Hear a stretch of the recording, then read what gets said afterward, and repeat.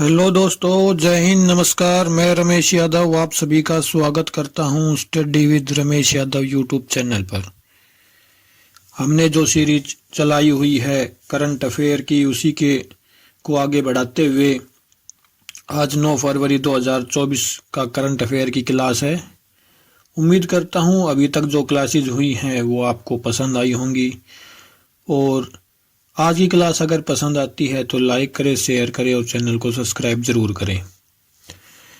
अब हम एक नई सीरीज और चलाने की सोच रहे हैं कि जैसे सुबह हम जो क्लासेज करंट अफेयर की दे रहे हैं उसी से रिलेटेड, जैसे सुबह जो क्लास दी जाएगी ये वन लाइनर और थोड़ी डिटेल में हम दे रहे हैं, तो क्वेश्चन आंसर उसके बना के हम शाम को डाल लेंगे। तो आप चेक कर सकते हो कि आपके कितना याद हुआ है। आपको नोट करने की ज़रूरत नहीं होगी और आपका रिवीजन हो जाएगा दोबारा से।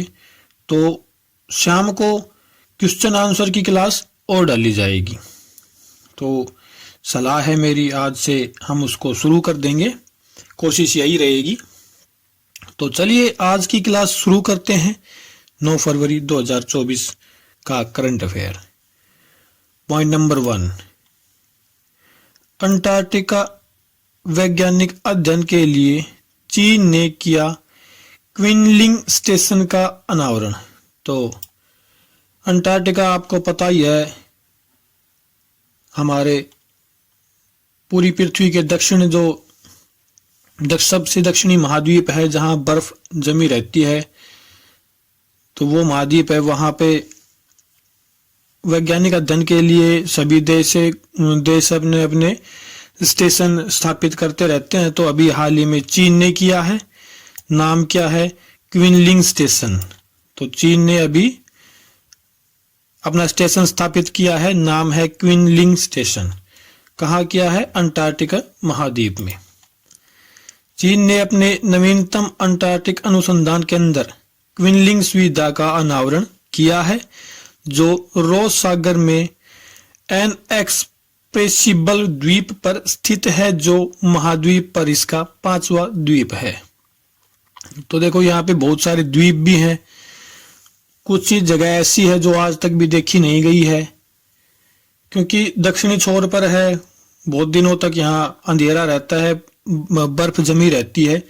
वैज्ञानिक भी ज्यादा दिन तक यहाँ पे रह नहीं सकते, बदल बदल के वैज्ञानिक जाते रहते हैं।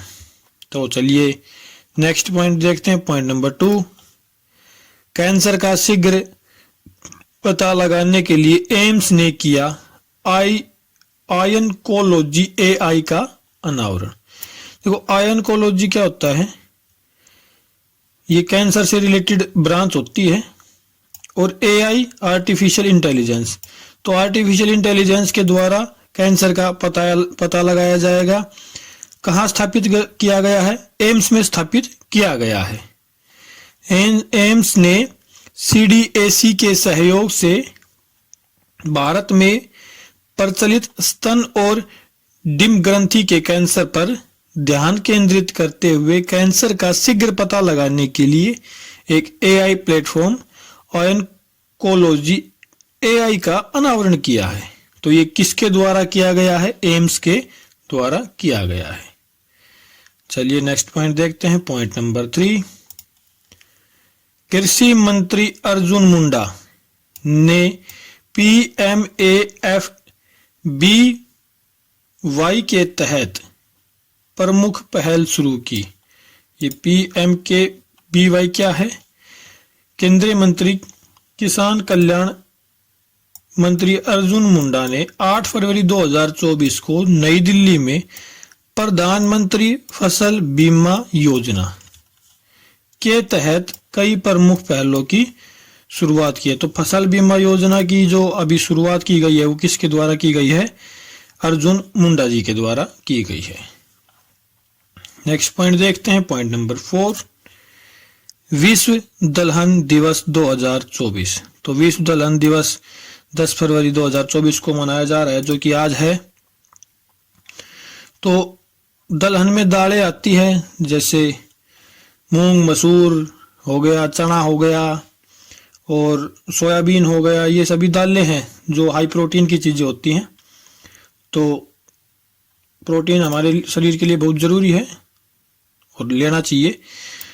तो देखते हैं इसके बारे में। हर साल विश्व दलहन दिवस यानी दालों का दिन 10 फरवरी को मनाया जाता है। इस दिवस की शुरुआत वैश्विक स्तर पर दालों के महत्व और उसके माध्यम से प्राप्त होने वाले पौष्टिक तत्वों को ध्यान में रखते हुए की गई थी। तो आपको पता ही होगा कि प्रोटीन हमारे शरीर के लिए कितना जरूरी होता है। जो शरीर की मांसपेशियां हैं वो प्रोटीन से ही बनती हैं और प्रोटीन हमें दालों से मिलता है। तो दालों की अहमियत बहुत ही ज्यादा है हमारे जीवन में। तो ये विश्व दलहन दिवस 10 फरवरी को मनाया जाता है। आगे चलते हैं। एसबीआई ने फ्लाई वायर के साथ साझेदारी की। तो एसबीआई आपको पता ही होगा, स्टेट बैंक ऑफ इंडिया ने फ्लाई वायर के साथ साझेदारी की है। किस क्षेत्र में की है वो भी देख लेते हैं। फ्लाई वायर कॉरपोरेशन भारतीय स्टेट बैंक के सहयोग से भारतीय छात्रों के लिए अंतर्राष्ट्रीय शिक्षा भुगतान को आधुनिक और डिजिटल बनाना है। यह साझेदारी उदारीकृत प्रेषण योजना दिशा निर्देशों का अनुपालन सुनिश्चित करते हुए भारतीय रुपए के निर्बाध लेन देन की सुविधा प्रदान करती है। तो ये फ्लाईवायर जो कंपनी है वो एक टेक्नोलॉजी की कंपनी है, टेक्नो कंपनी है। तो एसबीआई अपनी सुविधाओं को और अच्छा करने के लिए, जिससे भी पैसों का लेन देन हो उसमें सुविधा अच्छी मिलती रहे, तो उसको आगे बढ़ाने के लिए फ्लाई वायर के साथ एक समझौता किया है। आगे चलते हैं। Point number 6, Tom traffic index 2023। ये टॉम ट्रैफिक इंडेक्स क्या है कि भाई किस शहर में कितनी भीड़ है, किस शहर में कितना जाम लगता है, तो उस बारे में है। देखते हैं। स्थान प्रौद्योगिकी के लिए प्रसिद्ध टॉम ने वैश्विक यातायात भीड़ भाड़ पर अंतर्दृष्टि का खुलासा किया। 2023 में सबसे अधिक आएगा यहाँ पे। ट्रैफिक के मामले में लंदन शीर्ष पर है। तो सबसे ज्यादा ट्रैफिक कहाँ है? लंदन में है। और भीड़ भाड़ के मामले में बेंगलुरु दूसरे स्थान पर है। तो हमारा बेंगलोर दूसरे स्थान पर है, कर्नाटक में है बेंगलोर, कर्नाटक की राजधानी है बेंगलोर, तो दूसरे स्थान पर है। और भारत की हम बात करें तो बेंगलोर भारत के नजरिए से पहले स्थान पर है भीड़ के मामले में। तो सबसे ऊपर है लंदन और भारत में सबसे ऊपर है बेंगलोर, और विश्व में दूसरे स्थान पर है बेंगलोर। 3 चीजें हैं, आपको याद रखनी है। आगे चलते हैं। पॉइंट नंबर 7, फीफा करेगा ब्लू कार्ड और सिन बिन पेशकश। तो फीफा आपको पता ही होगा, फुटबॉल का मेन एसोसिएशन है फुटबॉल की, वो फीफा है, और वो एक ब्लू कार्ड और सिन बिन पेश कर रहा है। क्यों कर रहा है उसके बारे में एक हल्की सी झलक देखते हैं। इंटरनेशनल फुटबॉल एसोसिएशन बोर्ड पेशेवर फुटबॉल में सिन बिन से जुड़े परीक्षणों के हिस्से के रूप में एक नया कार्ड, ब्लू कार्ड शुरू करने की तैयारी कर रहा है। नवंबर 2023 में शासी निकाय ने मैच अधिकारियों के प्रति खिलाड़ियों के आचरण, भाई कैसा बिहेव कर रहे हैं खिलाड़ी, तो मैच में रेफरी भी होते हैं, एम्पायर होते हैं, तो उनके साथ कैसा व्यवहार कर रहे हैं, तो उसके बारे में खिलाड़ियों के आचरण को संबोधित करने की आवश्यकता को मान्यता दी, जिससे असहमति और कुछ सामरिक उल्लंघनों के लिए अस्थायी बर्खास्तगी लागू की गई। भाई उनको बर्खास्त भी किया जा सकता है। तो चलो अच्छी पहल है, क्योंकि कुछ खिलाड़ी उनके जो डिसीजन से असहमत होते हैं तो गुस्सा करते हैं, तो उसी को ध्यान में रखते हुए इसको किया गया है। बहुत अच्छी पहल है। आगे चलते हैं। Point number 8, PV Narasimha Rao Chaudhary, Charan Singh और एमएस स्वामीनाथन को भारत रत्न।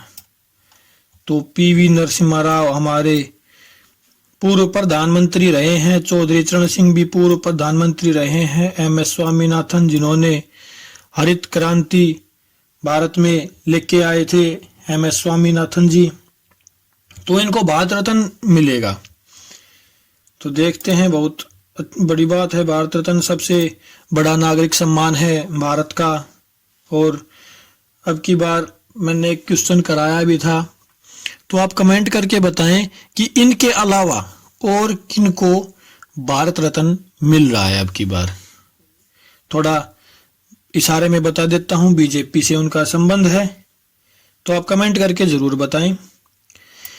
तो देखते हैं, PV नरसिम्हा राव, चौधरी चरण सिंह और MS स्वामीनाथन को देश की प्रगति में उनके महत्वपूर्ण योगदान के लिए भारत का सर्वोच्च नागरिक पुरस्कार भारत रत्न प्रदान किया जाएगा।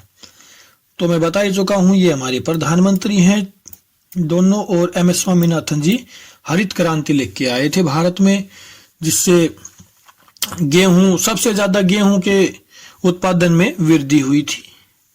तो उससे पहले गेहूं बहुत कम होता था भारत में, लेकिन इनके हरित क्रांति लाने के बाद उत्पादन बहुत अधिक बढ़ा और भारत निर्यात करने लगा। आगे देखते हैं, भारत और रूस ने किया परामर्श प्रोटोकॉल पर हस्ताक्षर। तो भारत और रूस ने जो हस्ताक्षर किए हैं उस बारे में थोड़ा कुछ जानते हैं। भारत और रूस ने 2008 के अंतर सरकारी समझौते में संशोधन करने वाले एक प्रोटोकॉल पर हस्ताक्षर करके अपने दीर्घकालिक परमाणु सहयोग को मजबूत किया है। यह समझौता कुडनकुलम परमाणु ऊर्जा परियोजना स्थल पर अतिरिक्त परमाणु रिएक्टरों के निर्माण और भारत में नए स्थानों पर रूस द्वारा डिजाइन किए गए परमाणु ऊर्जा संयंत्रों के विकास पर केंद्रित है। तो ये जो समझौता किया गया है, ये हमारे देश में परमाणु ऊर्जा को बढ़ावा देने के लिए किया गया है। किसके साथ? रूस के साथ। 2 पॉइंट है, दोनों याद होने चाहिए। किसके साथ परामर्श प्रोटोकॉल पर हस्ताक्षर हुए हैं? रूस के साथ। ये परामर्श प्रोटोकॉल है क्या? कि भारत में परमाणु ऊर्जा को बढ़ावा देने के लिए किए गए समझौते हैं ये। तो आगे चलते हैं, point number 10, world government summit 2024 का आयोजन दुबई में किया जाएगा।